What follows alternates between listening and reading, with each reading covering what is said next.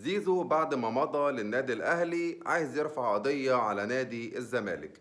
تعال أقول لك إيه اللي حصل. طبعا بعد ما السوشيال ميديا كانت مقلوبة، زيزو هيلعب للنادي الأهلي وهيمضي مع النادي الأهلي ولا هيفضل مع نادي الزمالك. السوشيال ميديا كانت مقلوبة والدنيا كلها كانت مقلوبة. في النهاية زيزو وقع مع النادي الأهلي.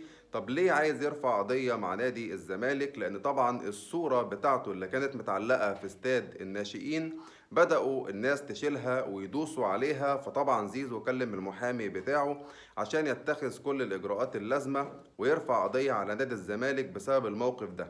وكمان الموقف التاني اللي عايز زيزو يرفع عشانه قضية على نادي الزمالك، إن نادي الزمالك قال إن هو هيجمد مستحقاته ومش هيديها له.